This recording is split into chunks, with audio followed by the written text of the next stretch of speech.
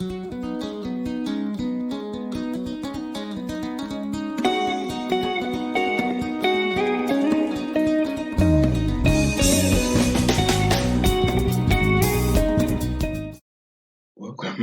welcome again as we continue with this wonderful topic. Yeah, we are closer to the end of our work, Form 3 work.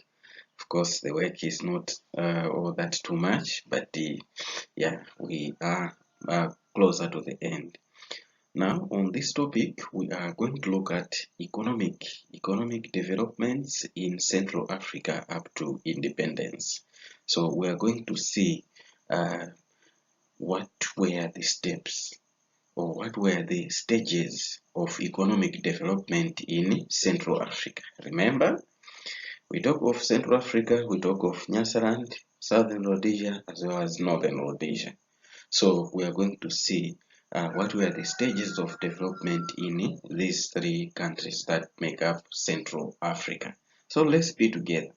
Let's move through together up to the end so that we grasp again. We know by the end of it, we have to know what happened. What were the policies? What were the things that happened in Central Africa towards economic development? So this one is another good topic we have to go through together. So let's be together and move on. So we are starting with the colonial agriculture policies in Nyasaland up to independence. So we are talking of during that colonialism. What were the agriculture policies in Nyasaland? What were the policies of the British colonial administration on Nyasaland? So that's what we are going to start with here. So most European countries had no interest of occupying Nyasaland because it was not economically viable.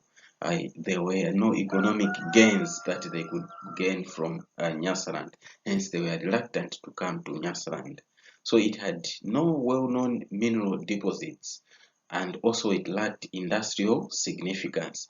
By industrial significance, you know, when the industries are established, a factory is established first, they see to say who are going to buy our things and where are we going to get the resources for manufacturing in the industry. So it had no industrial significance, hence they were not willing to come and occupy Nyasaland. So because of this, Nyasaland was called the Cinderella of Africa. So take note of this.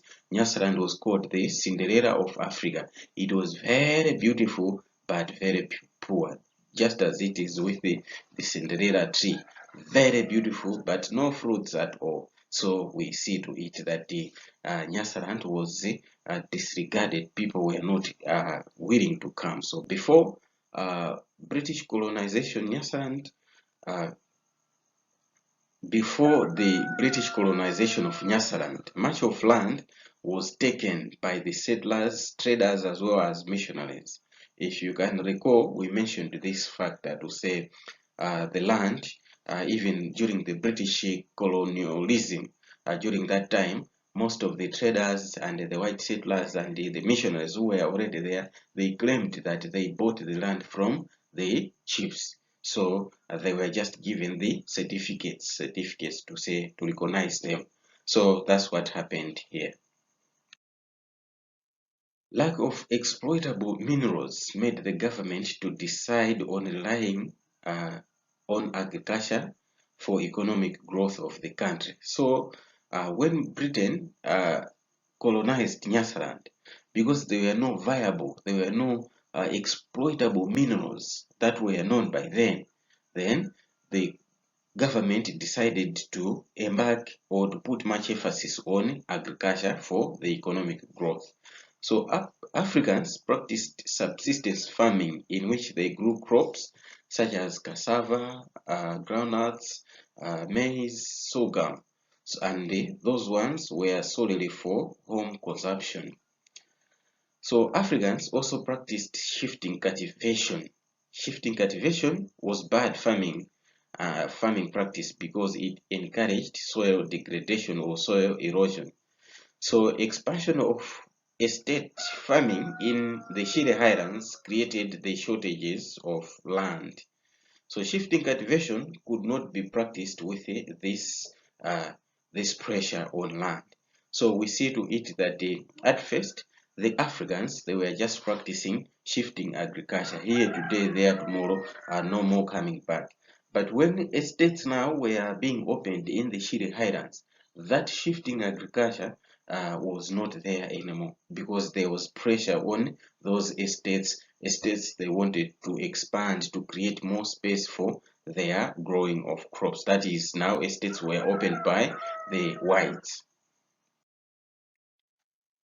So let us look at the Nyasaland's economy, which was based in three main sectors. So we are going to look at the sectors of Nyasaland economy. So number one, there was the European plantation sector. So we are saying that we are going to look at three sectors of the economy of Nyasaland. So number one of the economy of Nyasaland by then, it was the European plantation sector. So European farming activities made most important contribution to the economy. So they were the whites, the Europeans who were there. They were the ones who contributed much to the economy of the colonial government. So this made the colonial administration to formulate policies which favored European planters or farmers at the expense of African peasant farmers. So we see to it that because most of the stability of the economy depended on the European farmers. Therefore, the administration again, the British colonial administration, designed the policies that favored most these farmers so that they keep on encouraging or stabilizing the economy. But that one came at a price whereby Africans were exploited at the by using them in the farmers. So the policies, they were favoring the white farmers at the expense or which were unfavorable to Africans. So one crop that was grown was coffee. So this was the first cash crop to be grown in Nyasaland because we are saying that there were Europeans who were farming. So what were they farming? So number one, they were growing coffee, and we are saying that coffee was the first crop to be grown in Nyasaland, the first cash crop. So it was introduced way back in 1895. So coffee was introduced in 1895. So coffee cultivation was not successful at first for a number of reasons. So what were these reasons that made the growing of coffee unsuccessful? Number one were that the coffee trees got diseased. They were catching the diseases. And number two, the crop was grown of poor quality. The crop grown was of poor quality. And again, Nyasaland coffee faced stiff competition from Brazil on the international or world market. And also, crop faced low prices on the international market as well. So you see to it that there was competition from the Brazilian coffee. As a result, the coffee from Nyasaland attracted low prices, very low prices. Another cash crop that was introduced in Nyasaland by the white planters was tea. So this one, it replaced coffee. So it was first grown in Tiolo. Tea was first grown in Tiolo and Mulanje district. That's where they first planted tea. You see, up to now, we have tea we have tea plantations there in Chol. So it replaced coffee after coffee was seen that it was less profitable. It was attracting less money at the international market. And the third crop was cotton as well as tobacco. So tobacco overtook both tea and coffee. So the introduction of tobacco proved to be much profitable than tea and coffee. Hence, it took over the planting of those two. So tobacco was first grown around Blantyre. So it was first grown around Blantyre and later was grown in Mulanje and Zomba. By 1919, tobacco growing extended to central region. So after it was introduced in the southern region, that is Blantyre, then Mwanje and Zomba, then later it extended to the central region. So in the central region, there was Mr. A.F. Barlow. They are the whites, because remember we are talking of the white sector of the economy here.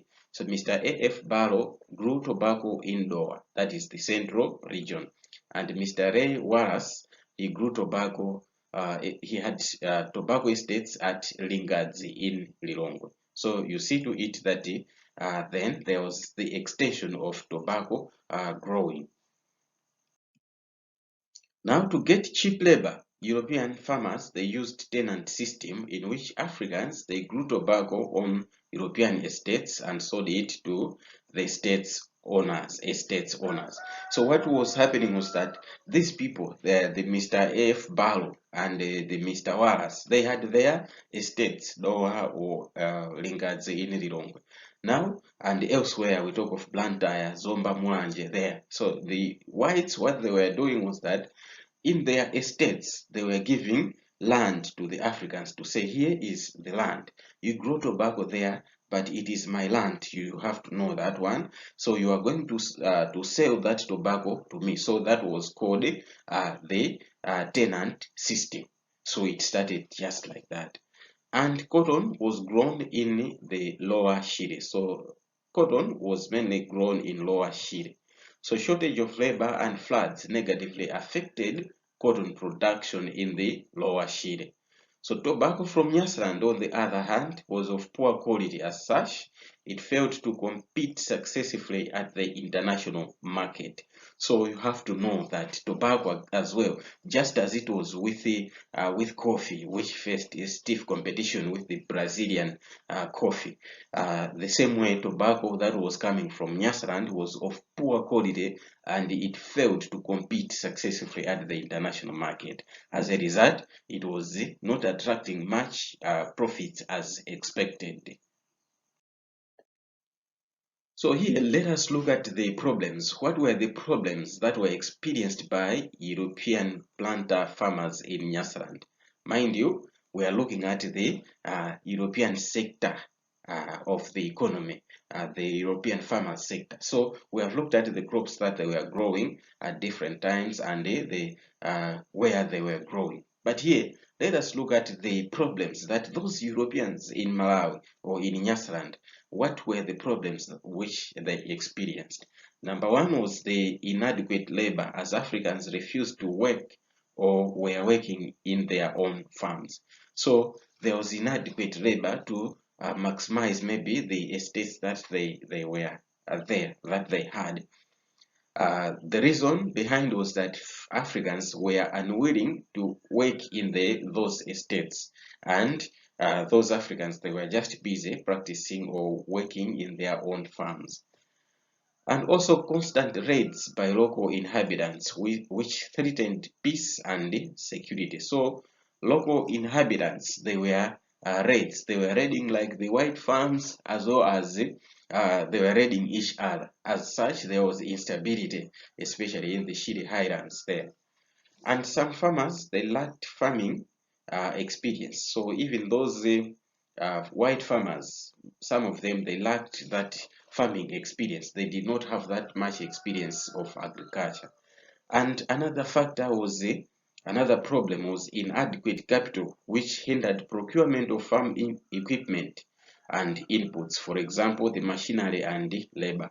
So they did not have enough capital. The labor that we're talking here, that they were supposed to use, Africans who were unwilling, still, those Africans, they were not paid, they were not attracted to the payments that they would get after working.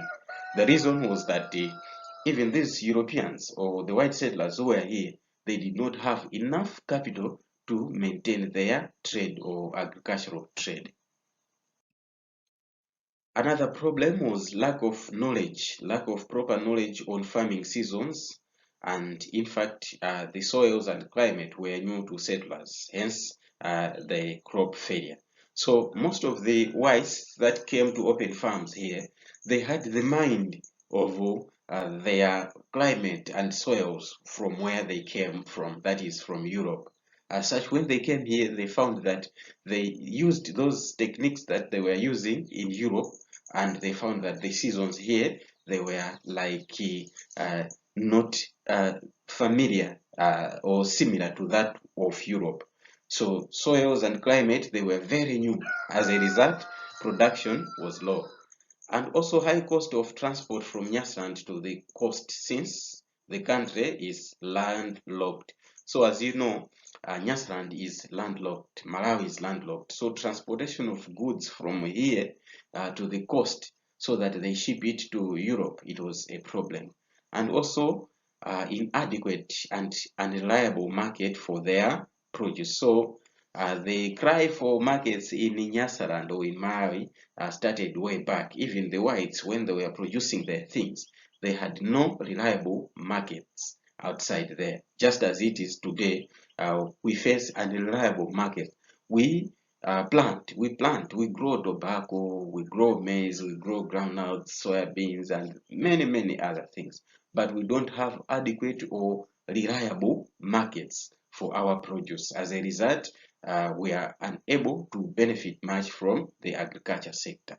And also, pests and diseases were prevalent in the Shire Highlands. So the whites, again, they faced that problem of pests and diseases.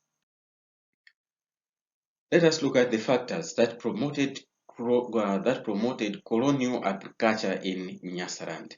So what were the factors that promoted the colonial agriculture in Nyasaland, although we have seen that they had those problems there? Number one, the alienation of African land forced Africans to work in their farms. So we see to it that when most of the land was taken by the whites, it forced Africans to work in those farms. And again, the government built and maintained various forms of transport. For example, the Shire Highlands Railway. So the government also supported agriculture by building the railway line. As example, the Shire Highlands Railway line. So there then, people were able to transport their things. And again, the government encouraged formation of cooperatives to help in the processing and marketing of the produce. So those white farmers, white farmers again, they were assisted by forming cooperatives, cooperative societies, a group of farmers coming together, and they were assisted in processing and marketing of their produce. And also, government provided credit facilities such as loans for the farmers to help them engage in crop production. So the government was there also to provide the loans. Establishment of the Department Agriculture and research stations improved the quality of crops and animals. So there were research stations that were also put there, whereby they were making research on the problems that they were finding, and they could research on that so that they improve next. And in that, then they were able to improve their animals as well as the crops. Trade tariffs were also removed, and settlers were granted concessions, which encouraged trading activities on the produce. So the tariffs were also removed or reduced, to say they were not paying much tax on their trade activities. As a result, those European farmers, they are able to benefit from their produce. Although internationally they were facing those problems, but in here the conditions were just good for them to continue with the practice with the agriculture. So we have looked at the European plantation sector of the economy of Nyasaland. Now let us look at the other sector of the economy, that is the African peasant sector of the economy of Nyasaland. So few Africans, they grew cash crops during the colonial era.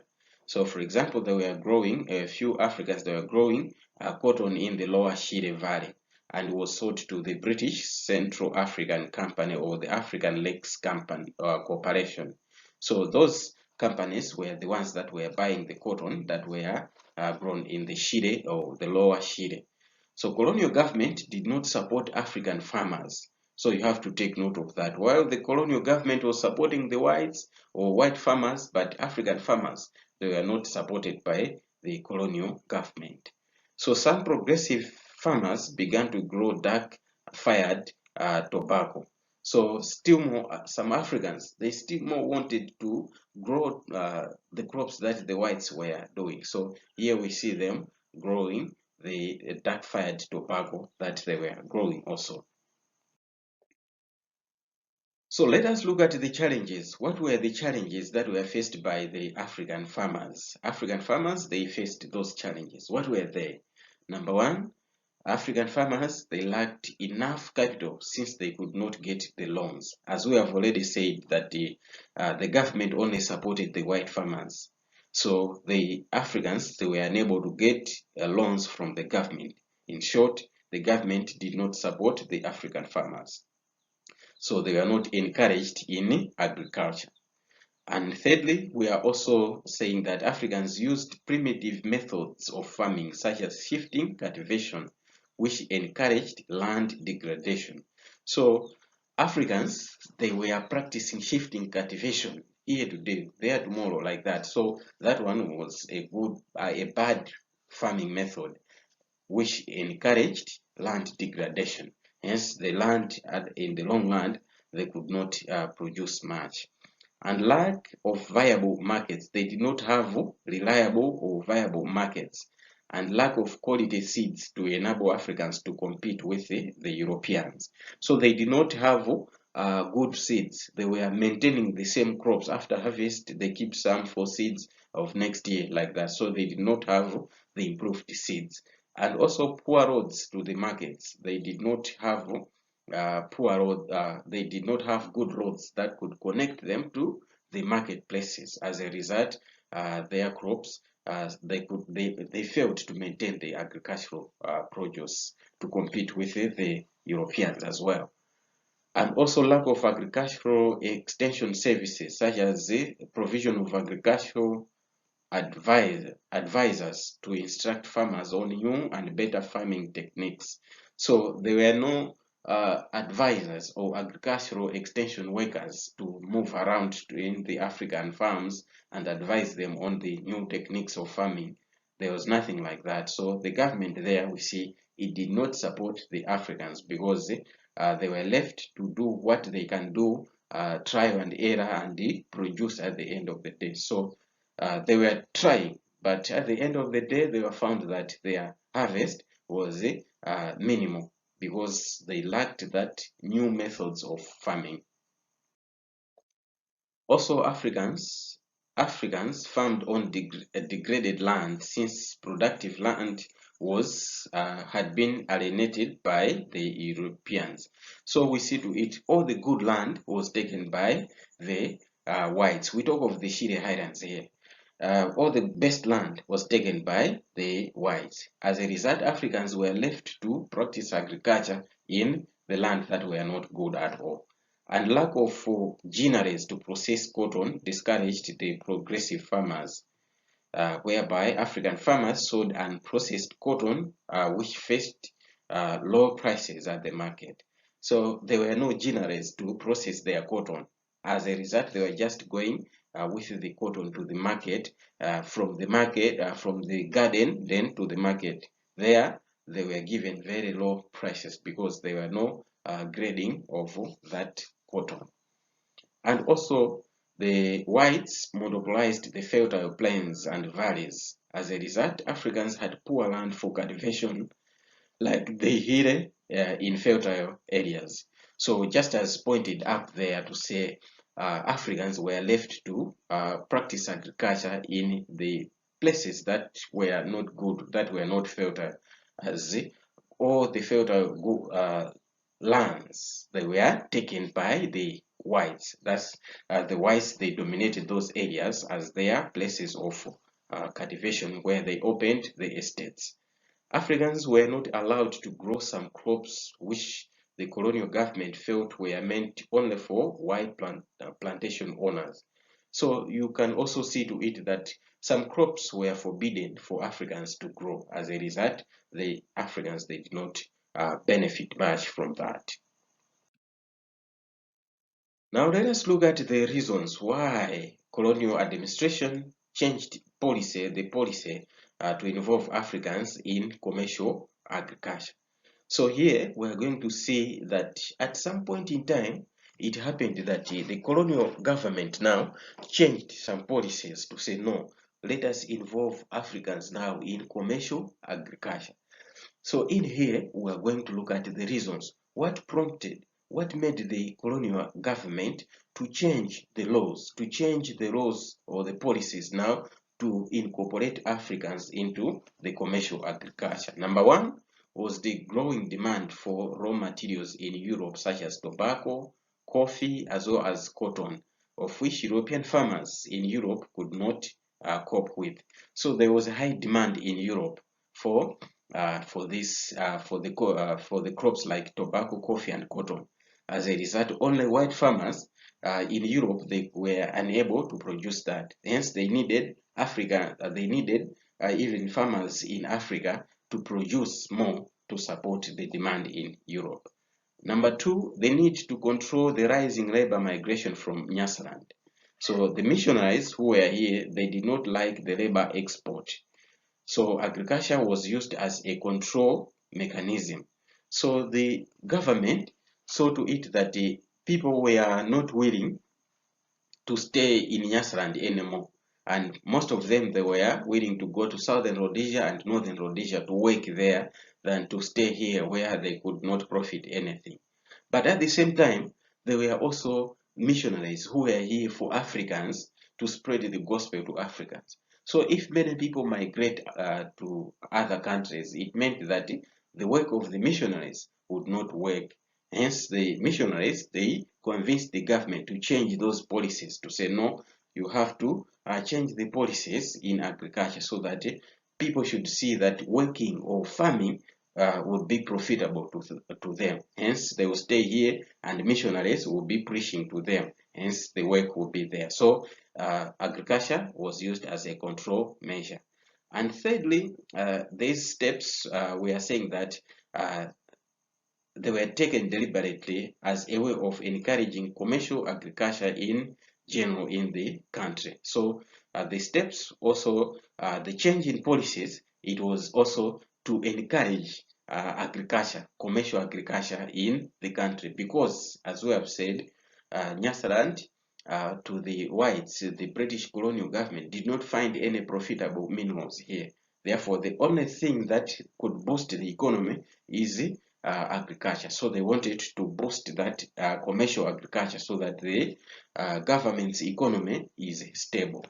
And also, there were some Africans who were highly motivated in farming, but they lacked support. So in order to promote the industry, such people needed to be assisted. So still more, although the British government only supported the white farmers. The colonial government only supported the white farmers, but still more, they saw to it that there were some others who were motivated, Africans, who were motivated to cultivate or to practice agriculture. Hence, they wanted to support them as well. So what were the steps that were taken by the colonial administration to improve African commercial farming? So after the changing of those policies, what were the steps that were taken in order to support Africans in commercial farming? Number one, there were provision of loans to Africans by 1904 to improve agriculture. So the loans that were first denied to Africans, now in 1904, Africans were allowed to get the loans. And also, number two, the British Cotton Growers Association started to distribute cotton seeds in the same year, 1904, and cotton production started to improve. So cotton production, the British Cotton Growers Association started to support the cotton growers, especially we have mentioned of the lower Shire, where people started to practice cotton growing. And also construction of the railway line between Sanje and Limbe in 1908 by the BSA company.